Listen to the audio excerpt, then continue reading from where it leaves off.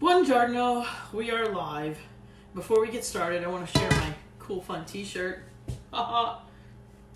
Yes, made with love means I licked the spoon, kept on using it. Woohoo! Anyway, gotta put the apron on because I'm not gonna make a mess on my cool t-shirt today. Okay, so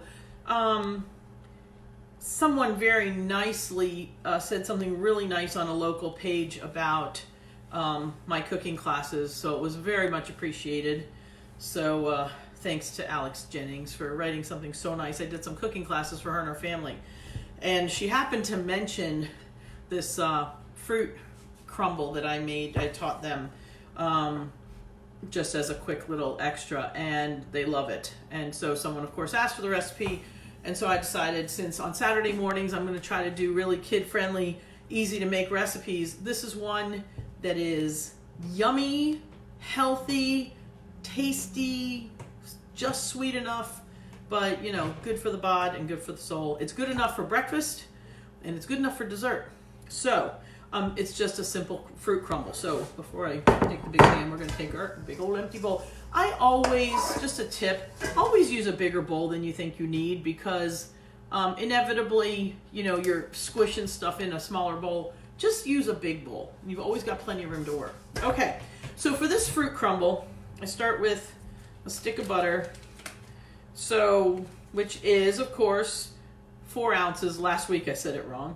111 grams, for those of you who need that, approximately. Again, if you have 3/4 of a stick, or you have a stick and an extra little piece you want to throw in, that's fine. There is no official measurement to this recipe, so get over the numbers. It's stuff you're throwing in. So what I'm going to show you is my whole lineup of stuff I've got sitting here. So my number one thing that I always start with most of the time is oatmeal. Here I've got some multi-grain hot cereal, which is oatmeal, oats, rye, barley, whatever. I like putting chia seed in stuff. I've got, you can use some, if you don't have oatmeal, I've got some granola. You could throw granola in it. You can use oat bran. I've got some walnuts. I've got some coconut flakes. These are unsweetened coconut flakes.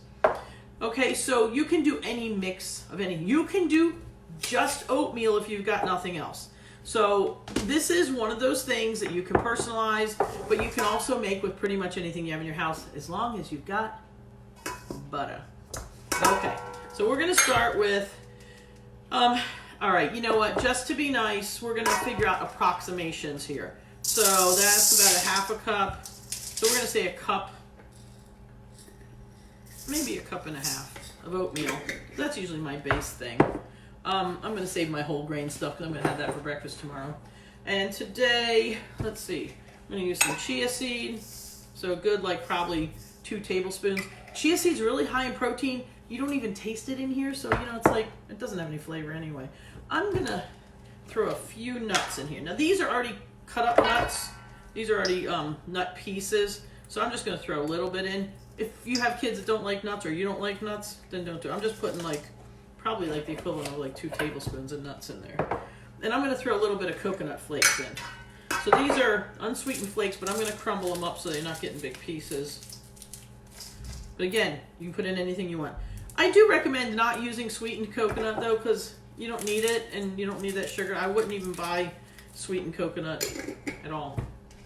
Okay, so what we're going to do now, I can tell you right now, that's really not enough. I'm going to probably end up throwing a little more oatmeal in there. And all this in the end depends on how much of the crumble you like versus the fruit. So after you make it the first time, it's good with a lot of fruit and a little crumble. It's good with a lot of fruit and a lot of crumble. Depends on what you're more into. I'm going to put just 1 pinch, maybe 2 pinches of salt in.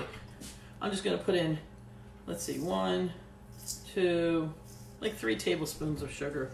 You can put a little more. I'll put a little more just for, because Angelina wants this morning. But you don't really need a lot of sugar, just a little.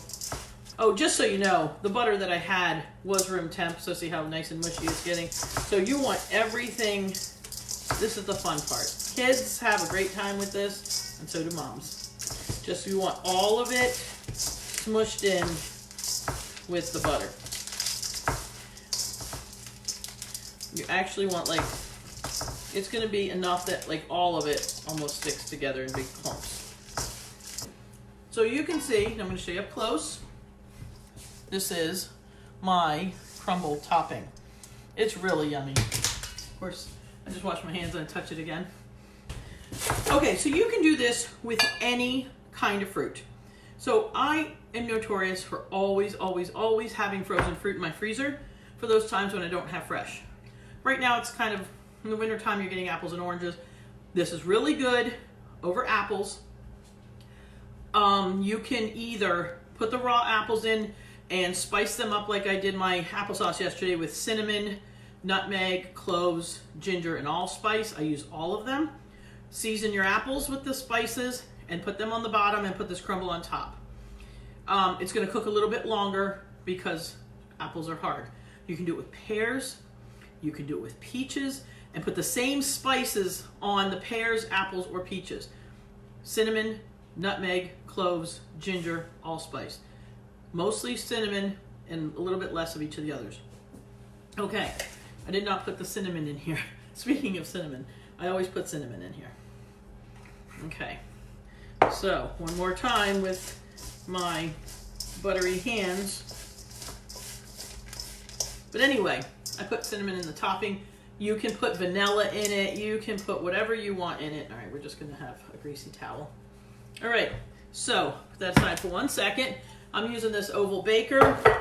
Usually when I have the whole family here, I use my 9x13 pan, and usually about 2 bags of frozen fruit. I have apples right now, but I'm gonna use them for something else later. And you know, I went yesterday, I almost didn't do this this morning because I went yesterday to buy some, I went out and foraged out to the store very carefully, it was almost empty, to get some frozen fruit and they had none. So I have 3/4 of a bag of blueberries here. So I'm gonna use my blueberries, and I'm gonna use 1 bag of strawberries. And of course I buy the organic ones from Trader Joe's. Love that store. So, now you're gonna think, oh, those strawberries are so much bigger than the blueberries. Doesn't matter. Just kind of spread them around even. Break apart the couple of them that are stuck together. And like I said, in the summertime with the fresh fruit, it's really good. I love it with peaches. Okay. It doesn't matter if one's on top or one's on the bottom, doesn't matter. They're all gonna melt together.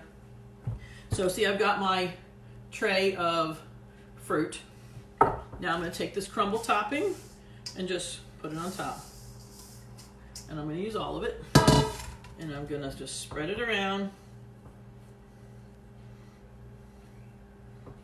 And this is it. Now I'm gonna show you what it looks like, all covered up, because you're not gonna see it finished right now, because I'm not gonna make you sit and wait for a good half hour to 45 minutes. But here we go. So it's covered all the way. Nice crumble topping. Sometimes, you know, I don't make enough, you know, because again, I eyeball it. Sometimes there's not enough of it, and I put, you know, there's a little bit of fruit showing through. It doesn't matter. It doesn't matter. You can jiggle it down if you want it in between the fruit. I like it on top. I kind of leave it kind of bumpy. You can pat it if you want, but that I think takes away from all the nooks and crannies that can crisp up in the oven.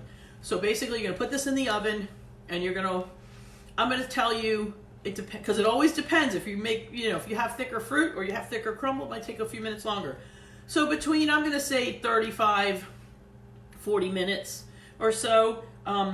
The way you know it's done, the top will be just a little browned, and you can see it's crisped up, and you can see the sides will bubble with the fruit. Once the fruit's bubbling, it's pretty much done, and then it's just a matter of how crispy dark you want the top to be. That's up to you.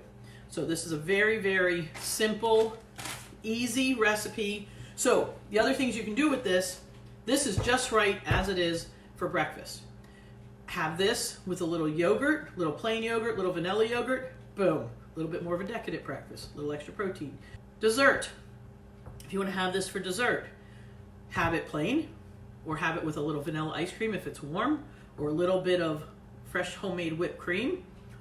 Boom, fancy dinner, fancy dessert. You know, you put them in pretty little cups and put a scoop of this and a little whipped cream on top. So this is a multi-purpose dish. It can be a healthy breakfast, because look, I mean, there was each, for the couple little bits of sugar I put in it, each bite probably has, you know, a 1/4 teaspoon.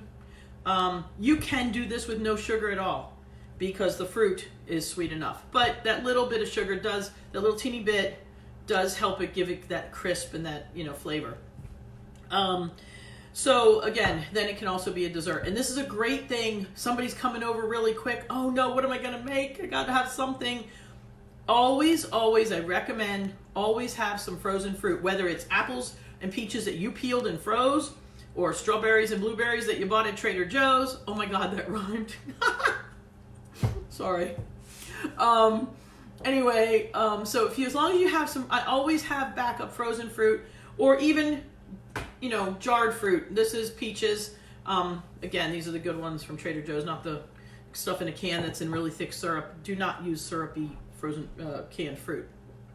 But if you can get the kind of fruit that's canned, or especially jarred, is even better. Or you have your own that you've jarred during the season, even better. But any kind of fruit on the bottom, fresh fruit, frozen fruit, and you've got a dessert in half an hour. Because you saw how quick I threw that crumble together. So as soon as you think of it, take the butter out and let it sit while you get everything else ready, and it'll start to soften. And then don't put it in the microwave, please. You know what? I don't even own a microwave, and I cook every day. I don't need it. I believe that if God intended things to get that hot that fast, he'd have made fire hotter. Boom. So kids can make this very easily. Get their fingers in there, get the bag of frozen fruit out, and you are set. Okay, so I really hope you enjoy this. Have a wonderful Saturday. Make a fruit crumble. Oh, and if you make this in the morning, any of you moms or dads, make this in the morning, as soon as you wake up, even that half an hour before the kids come down. This thing makes the whole house smell so good. I mean, everybody's like, what do you, my kids knew it right away. You making crumble? I'm like, yes, I'm making crumble. This was always a favorite breakfast. And then of course, if you make it before somebody comes over, they walk into a house that smells good. They feel so welcome. It's really awesome. We eat first with our sense of smell and our sense of sight before we ever even taste something. So enjoy. Mangia. Buon appetito.